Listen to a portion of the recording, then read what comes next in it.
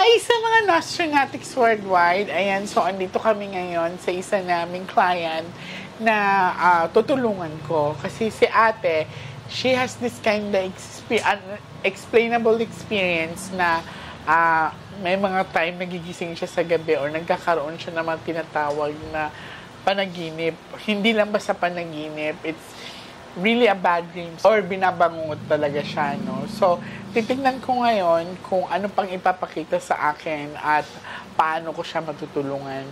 Gusto ko din magpasalamat sa family niya, sa tatay niya, sa mama niya, sa pagtitiwala niya sa akin.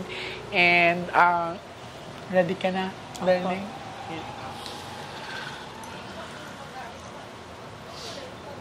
So, hindi ko lang ipapakita yung face niya para sa privacy niya. And gusto ko din magpasalamat kasi she allow us to record the reading. So, kailan nga ang birthday mo? So, we do have a bad luck card, ha? Mag-pray ka lang talaga na hindi siya lalabas. Okay, this one.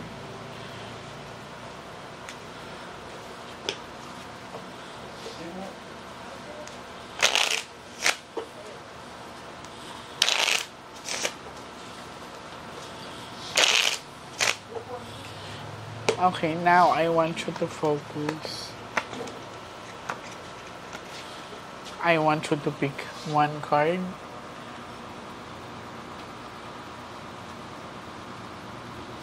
Thank you. So, ikaw to, I'm hoping that this is a red card.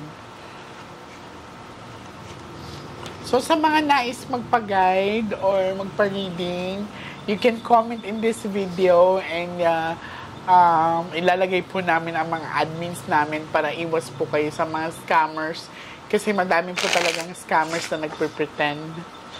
So, cut the cards into.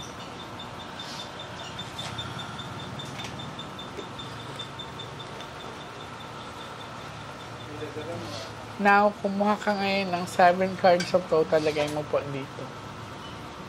7 po. Oo.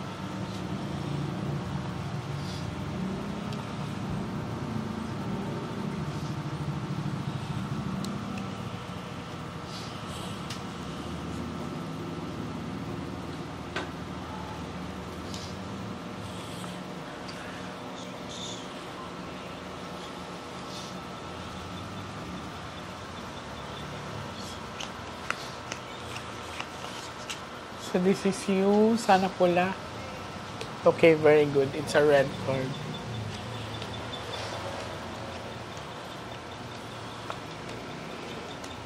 Okay. 7 of Hook andito, dark. Actually, sa pinakita sa akin sa first set of the cards, magaan pa siya, no? And especially, she's a money magnet person. So, she's a money magnet person. Yan.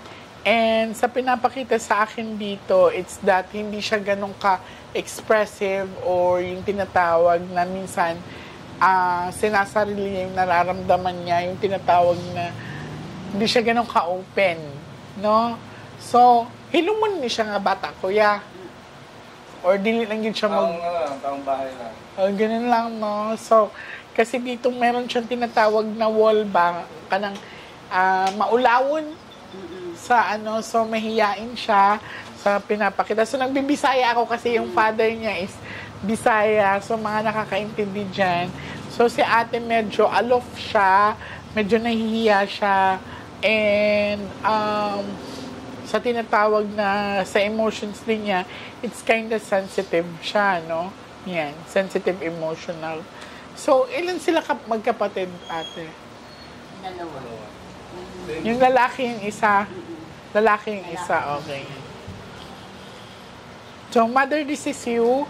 So, sa pinakita sa akin, magkapatid yan. Pero, mas emotional siya sa kapatid niya. Ibig sabihin, mas, siya ba? Yung tinatawag na maapektuhan. Maulawon daw yung mga anak ko, ya. According sa cards.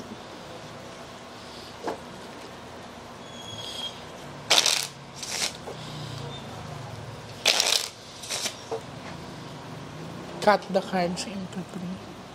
So, usually, kailan ka na nanaginip ng hindi magaganda? Madalas po Tuesday, Friday. Tuesday, Friday. As in, nagigising ka na madaling araw? Alas 3 po. Okay. So, ano ang pinakalas na panaginip mo lately? Anong araw ba ngayon? Nung Tuesday na naginip po sa bahay sa Krame. Okay.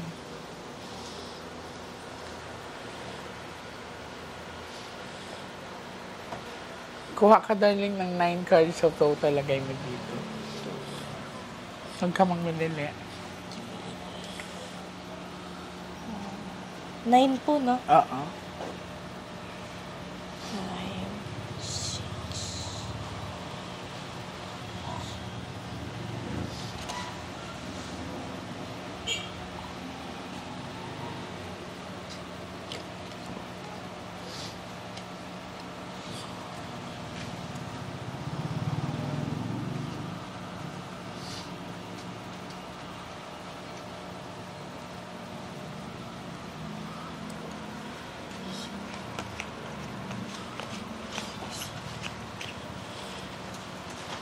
Ayan o, sharp object. So, pangalawa. Okay. So, sa pinapakita sa akin, twice na po lumabas ang 7 of hook na dark. So, ibig sabihin, lapitin talaga ang anak mo ate, no? And sa pinapakita din sa akin dito, 8 of dark. So, ibig sabihin, mabilis din siya maapektuhan talaga sa nararamdaman niya. Hindi ka pwedeng manood ng mga horror movies, ha? Yan. Tapos, stop overthinking kasi sa pinapakita sa akin dito, overthinker ka din. No? Tapos, eto, swerte daw siya sa pera. Kasi 8 is a lucky number sa mga Chinese swerte kasi to. So, 2 beses na po yan lumabas sa kanya. And sometimes kasi, nadadala siya sa emotion niya. No? Ayan, I'm very, very happy kasi according sa baraha, ang anak niyo ay even sa paglaki niya talaga lapitin siya sa pera, oh.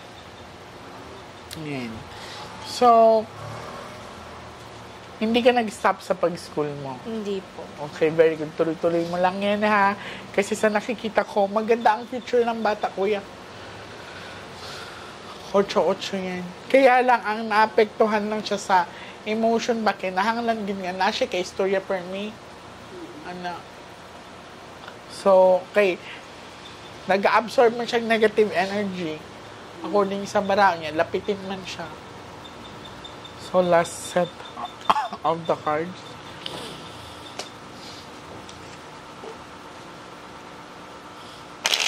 Kung sa Bisaya pa ba sa ato, dali na siya mabuyagan bitaw. Dali na siya maka ng... Bisag asa nga lugar. Oo, bisag asa nga lugar. Kahit saan siya dalhin. So, nakakasang... mga bakanting lugar ni nga maagian. Ana din siya man, naoy nakita dyan at kita.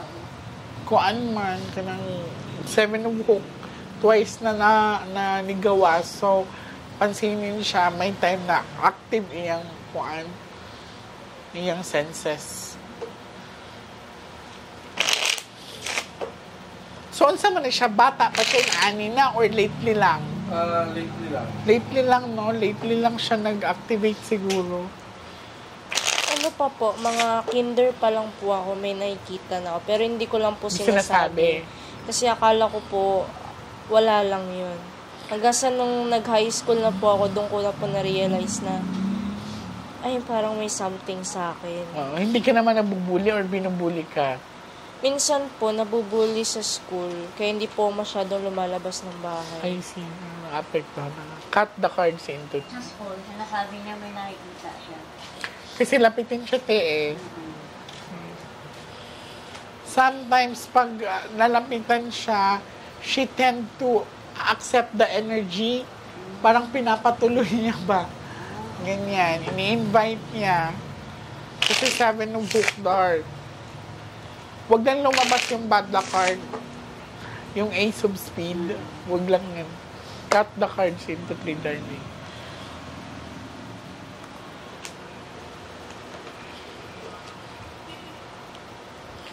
Kuha ka ng last 12 cards of total.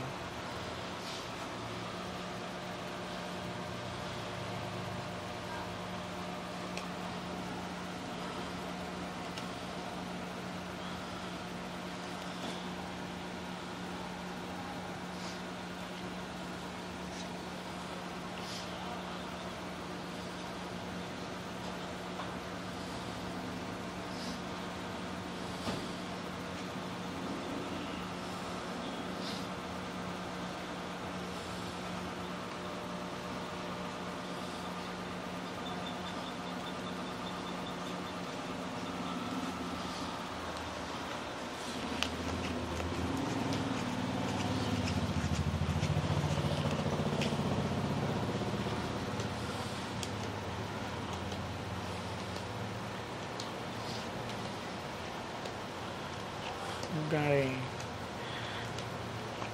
So, minsan, nasusundan siya ng energy ng tinatawag na elemental, lalaki po. So, buti ka mo hindi lumabas ang bad luck card. So, I can say, kaya kong i-block ang nararamdaman niya. Okay? So, darling, close your eyes, please.